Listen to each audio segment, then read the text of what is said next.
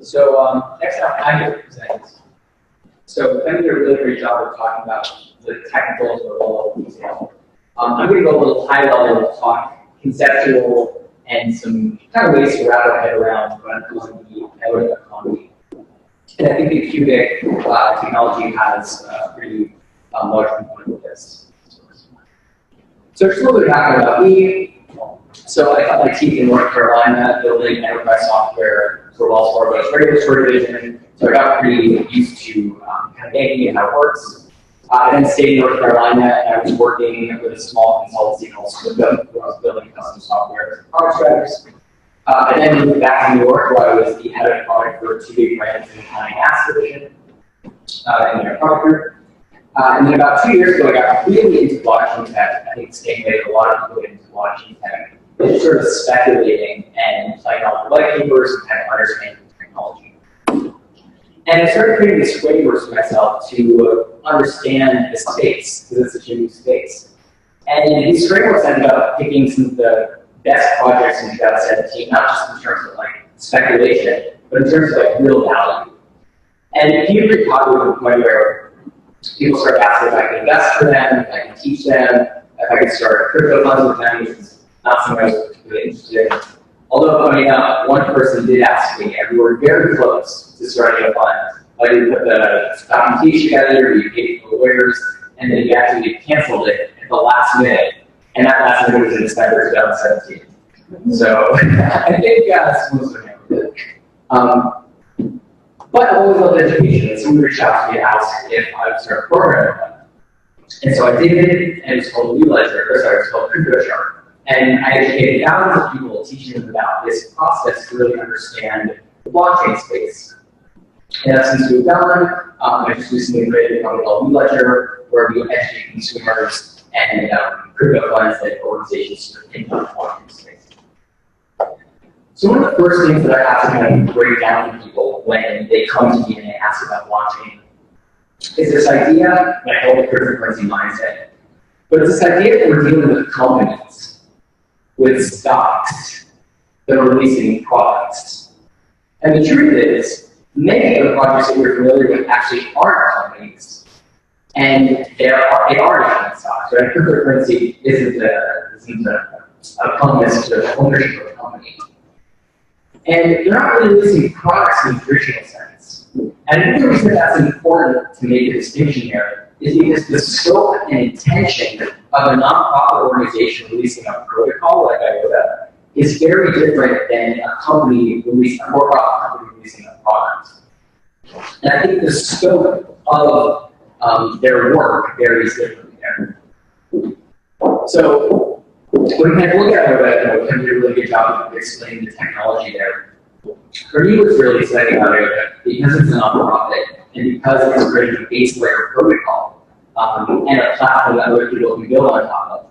It became clear to me it was kind of in a league of its own. It seemed like if you look at all the hundreds of projects that go across your desk, there's a clear difference, right? Many of the big projects that we see now, many big companies that are doing ICOs, they are companies, right? They're releasing $30 million to release their products.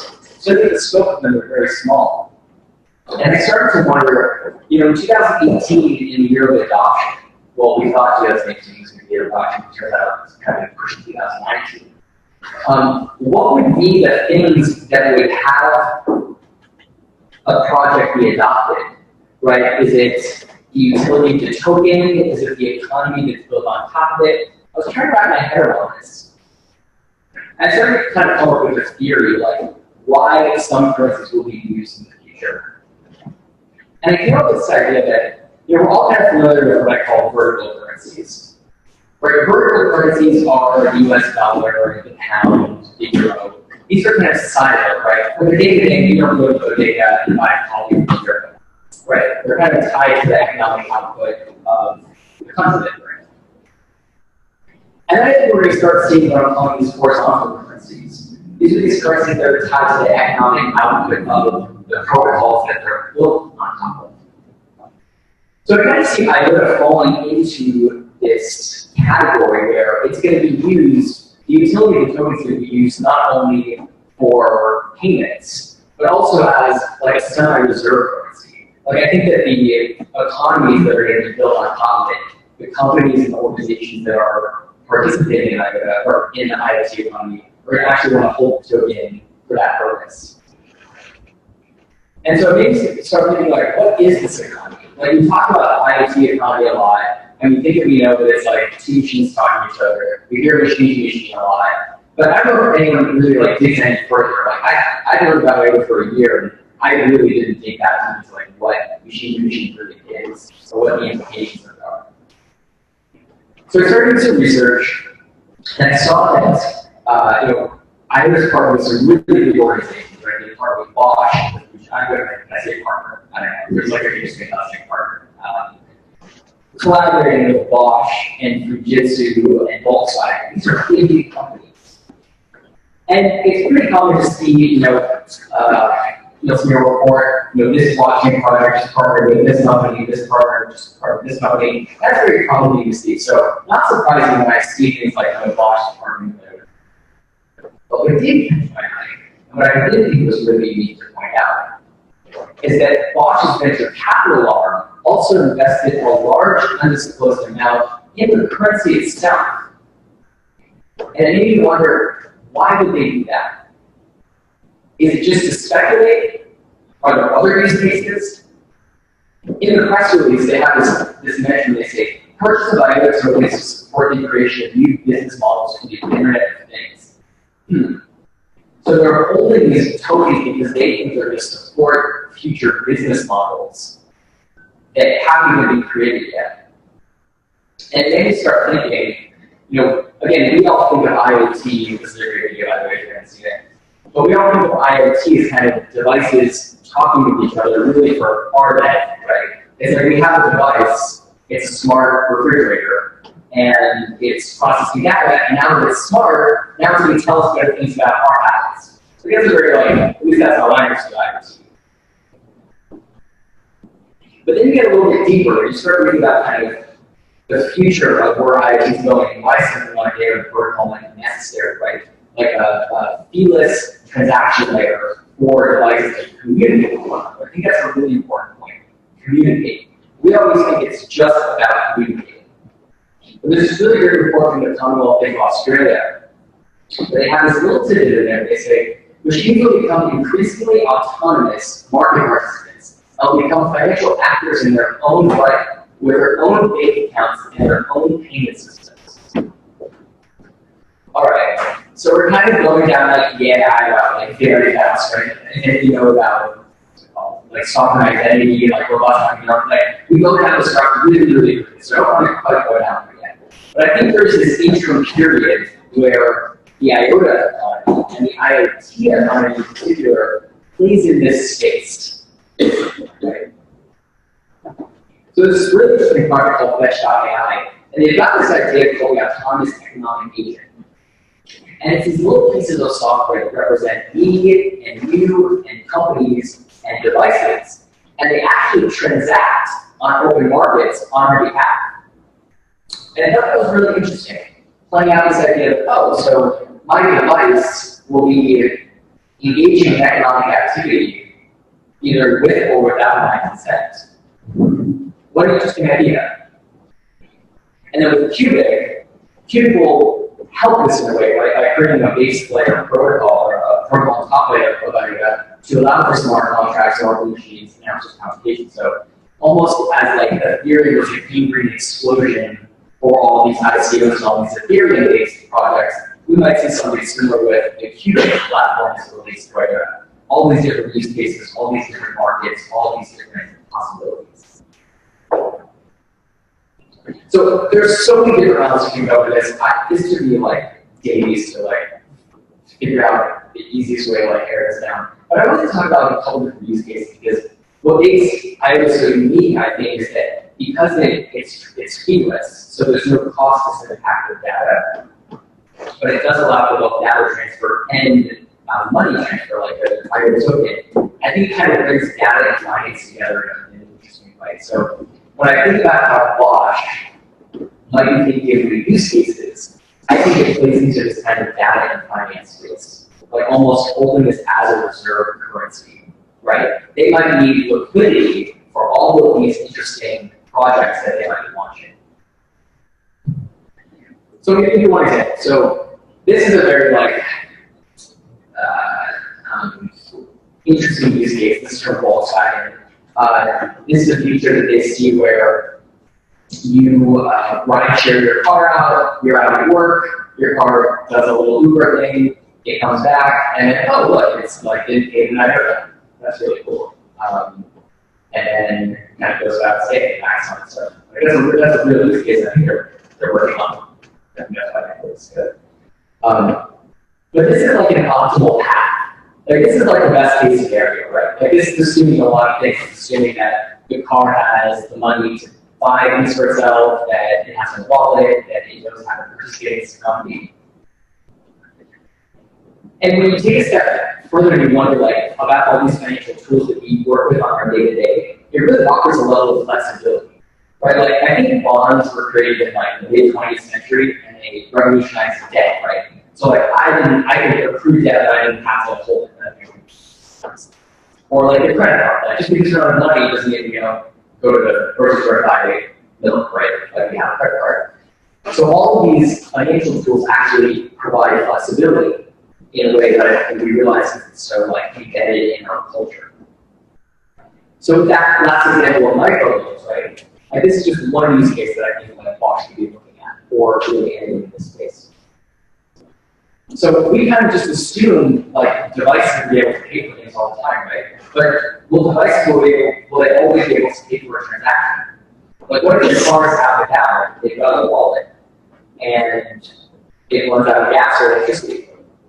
Does it just not pick up a person? Does it take out a microloan? Does it have a credit score, right? Like, does it get accepted or rejected based on a number of factors, like the type of device it is, or its access to electricity?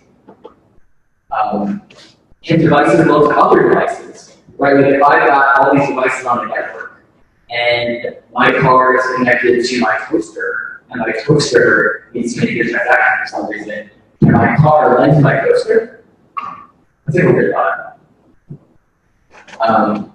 Is the owner of the device always responsible for the payment? So like I bought a toaster from Bosch, but it's Bosch's network. It's a Bosch network.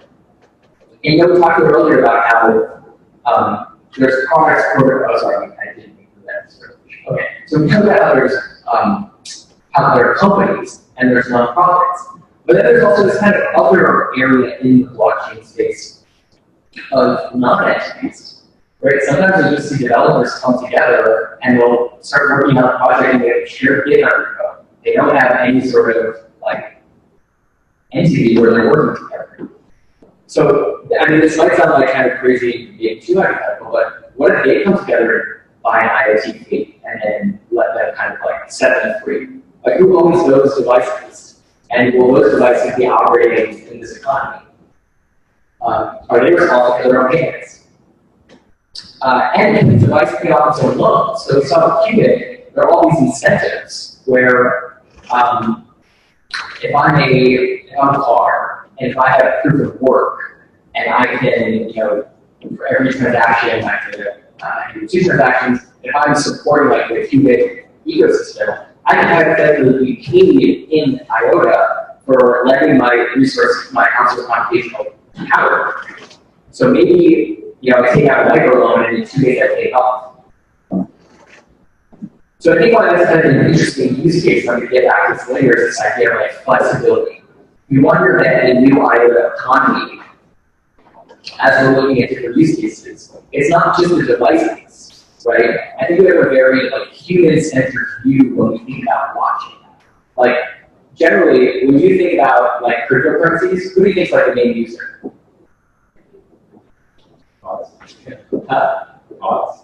Well, that's great thing. But yeah, right? Like there are going to be billions of devices online in the coming years. They're going to be the primary users. They could be the primary users of blockchain tech and of cryptocurrencies. So I think part of the economy is expanding this mindset and going, oh, like maybe we aren't the only user here. And if we're not the only user, what are the use cases? And what happens if you kind of think your products and services are not so much a human-centered view, but also a device-centered view? So the secondary we look at is data. So everyone knows that like data is this big new thing, and what great is about IOTA in particular is that it unlocks data in a couple of interesting ways. So there's a great quote from their website on that. The sheer magnitude of data and the influence it's had and increasingly will have on our society automatically become a huge opportunity that we work tens of billions of dollars over the next few years. So everyone has a really cool project out about called the marketplace. It's in Alpha or Beta. I don't think it's quite how they're going to use, but they're all like testing partners. And it allows you to take your sensor data. So if I've got 5 devices in my kitchen, and they're all generating sensor data. That sensor data is worth something to someone. And right now, because of the systems that we have and we operate, some of our devices might be smart, but there's no communication protocol that really allows them to kind of be disseminated freely and cheaply. Right? Like if something like this were done on Ethereum today, for every transaction block, it would cost like $1 or $2, something like that. And that's really expensive when you think about billions of IoT devices sending billions of packets of data throughout the year. The cost adds up really quickly. And so they estimate that by 2025, the majority of data in the world will be produced by devices and not us. I think the number is like 95%. So again, the very like human-centered view that we have, we go straight to, oh great, like we do data reporting, we do data analytics, we do ad products, data management. When I was at Coming Ads, we had a little ad department that looked at data and how we could understand the user better through reader. But again, that's all about how this data can help us, right? And so I was, where was I? I was in Europe and I was like walking around and I was kind of thinking, this is just kind of about, I just read this book about commodities and the background of all these different kind of financial tools. And this phrase kept bobbing in my head, like data is the new oil. We hear that a lot, right? Like data is the new oil. Well, if data is the new oil, if data is the new oil, and if oil is a commodity, do not think that we're going to start treating data like a commodity makes sense. Like it starts becoming traded on an open network or in an open marketplace, some data might be worth other data. Multiple streams of data might compete for like an optimal price, right? So then you start to wonder, like, well, what's the value of a data unit, right? Like, is it how much energy is consumed to produce that data? Is it the device type? So again, is my Tesla is data worth more than my coffee maker's data? Personal profile, right? If I'm in a swing state during an election year and someone wants to buy all of my data, is the price of that more expensive than in an off-election year? So we see all these like interesting fluctuations in the price. They're always economic factors, right? It can fluctuate throughout the year. There are all these kind of various factors. But you have to imagine that if this is going to be a multi-billion-dollar business and large public companies are going to be staking their entire business plans for the quarter on these roadmaps, on these strategies, you got to believe that they're going to think that, or they're going to look into financial tools to support that and to maybe hedge against these price fluctuations. So maybe like derivatives, right? Derivatives could be a huge thing in the data market to support the price.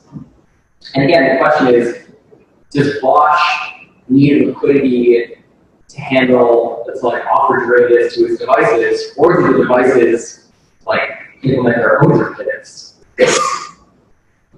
Kind of answer that. But I think where kind of data and finance come together, again, offers a great amount of flexibility. So as you're kind of thinking through whether you're a developer, whether you're an entrepreneur, whether you're a part of a large organization or part of the government, I encourage you to kind of look at where data and finance come together and look at how that creates flexibility in these systems. And I think there is where there's a lot of interesting opportunities for some planning. Obviously, the IoT space is massive, and there's billions of things you can do. But for someone who, like myself, I'm not technical enough to build something. I'm not a device manufacturer. But I believe what's really interesting about IOTA is that it really does become a global, what I call horizontal currency. Owning a significant amount of it gives me political and economic power in a way that I really have. So I'm really interested in the IoT space, and IOTA becomes a massive protocol and a massive token that is used to fuel transactions on the network. Guess what? I become a power player if I have a lot of that token, and if I have an infrastructure to participate in the network in various different ways. So it's not always just about speculation. I think you can be really smart about the projects that you pick and why.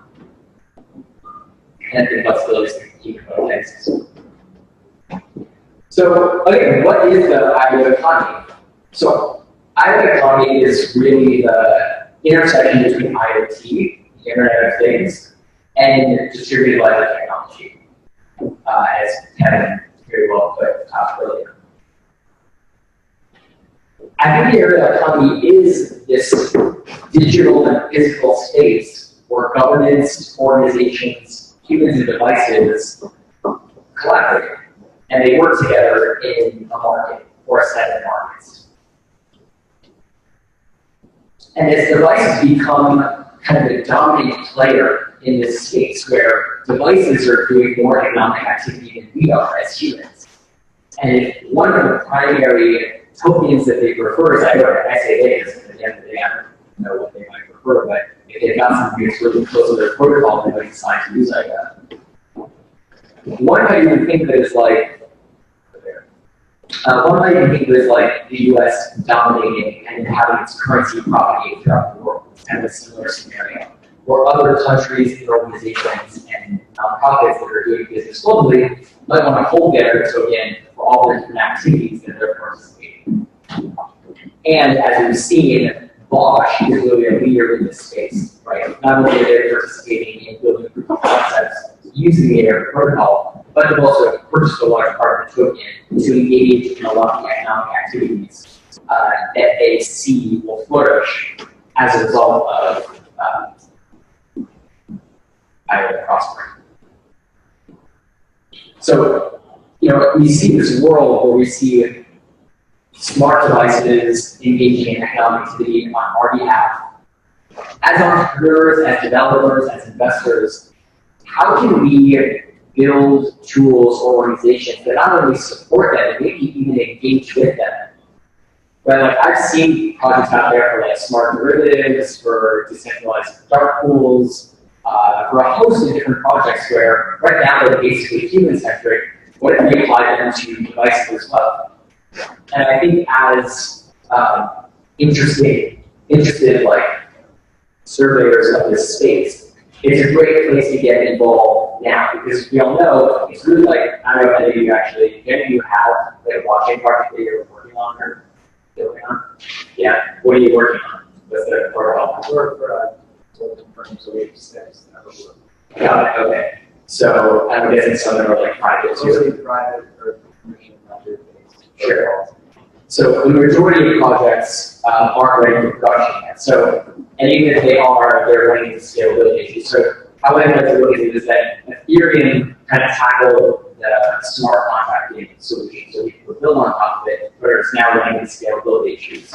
I was kind of on the other end of the spectrum, and they're both going the same, like they're both heading toward the same direction. Where IOTA is inherently tackling the scalability issue with their ledger, and now they're looking at how to build smart contracting solutions with ETH.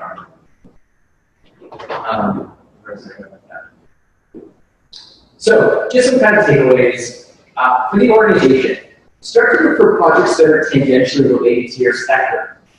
Right? If you've got a project and you really think that it's going to succeed, and I'm not talking about some company that released a product that has some sort of cryptocurrency involved and everyone thinks to be the next big one because the majority of them are not going to be. But if you look at these large protocols, like there are a couple out there too, Aries really closely tied to like Internet of Things, but I'm sure you can see like other projects that are similar. in terms of their scope. You might want to start looking at how you can coordinate and cooperate with them. There are, many projects. I was going to start something where they will start funding through the ecosystem fund. So if you've got a great idea, you can actually apply the ecosystem fund and get paid. But there are other protocols that will just give you money and prove on their roadshow, like IOTA, Korea, that's the whole thing. But if you really do believe in blockchain and you believe in kind of all the concepts of it, and in particular, the economic and political power that comes along with owning a lot of currency in a market that you're dominating, you might just want to start looking and seeing how you might want to apply it. For the entrepreneur, you want to start including devices that's used in your product definition. My background's in product, I remember doing product definition. I never once thought about a device and like a use case, right? So kind of getting away from like that human-centric and kind of thinking how both can fit together, right? Like maybe the next product in the middle isn't necessarily for you, but it's for a device to communicate with other devices. I think that's how it is. For developer, think through how horizontal currencies might affect design systems, right? Like we always think that software, like a system has a lot to do with how flexible it is based on the software that is foundational to how it's built. But we want to think of some of these economic systems and how they support flexibility. And then for the investor, and I see this a lot when I talk about crypto investors, discover other market opportunities available by owning a horizontal currency, right? Most of the crypto hedge fund guys that I know don't even really have the distinction between like a protocol, a platform, a currency, or a product. And I'm kind of going into this narrative that I have. But even if you have a protocol, just because you're taking a protocol, it's strategic questions like why? Like, what's the utility? And if you really believe that this thing is going to go big, becoming an economic actor in these new economies, to me, is a lot more exciting than just speculating on the asset. So if you have IOTA, and let's say, hypothetically, IOTA like 100x in the next 5 years, and you own like a pretty decent amount today, sure, you've like made a lot of money and you're a great speculator. But now think about all the opportunities that are open to you now in this new economy that's starting to propagate. So we've got this really great ecosystem community. If you do have a great idea, you're welcome to apply. And we're going to start offering funding. I don't know if John is opening the gates yet. But you can go look at some of the projects that people have out there. And yeah, that's awesome.